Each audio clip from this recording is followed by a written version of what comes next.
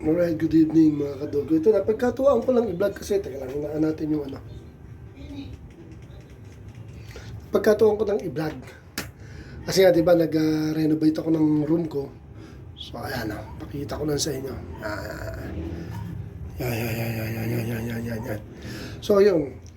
Hindi ko pinapapasok yung mga alaga akong puso dahil nga kinukutkot, especially yung bagong speaker doon. So, tinry kong ipasok. Ayan. Hindi sila nagkikibuan. Ayan. Hindi sila nagkikibuan. Pati yung isa kong ampon. Yung isa kong ampon. Yun. Ayaw.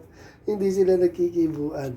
Tapos nilagyan ko pa ngayon ng strobe light. Dito ka mag-ama-amaze na tatata. Alam mo, disco. Pero ang purpose niyan, ayan.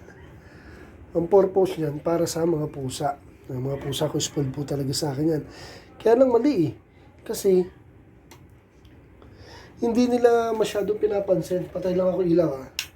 Hindi nila pinapansin. Hindi nila pinapansin ang gara. Dapat pala pula. Diba? Kasi dapat yan, naglalaro na yan eh. Okay, patayin ko na. Patayin na natin para may ilaw tayo.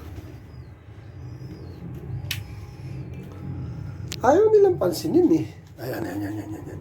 Yung isang ampun ko. Actually, ito, kailan ko lang dinampot yan, di ba, sa labas dahil yan naawa ko. Sabi ko, pag balik ko, nandun pa siya sa harap, kukunin ko. Ganon din yung kay Wenda, yung babae kong puspin. Pag balik ko, nandun din. Yan din, ganon. Pag balik ko, nandun. Ewan ko, naamoy yata nila nag-a-adapt ako. Kaya, ayan, napaganda sila.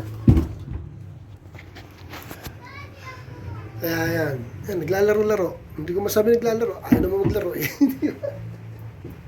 Okay, magkakaraoke na muna ako. Dito na lang muna. Nag-story lang ako ng konti about sa mga ampon dong puspin. Yun ako na po. Nice! Okay, ito na naman mga kadogo, mga kanining. Bye-bye! Thank you for watching.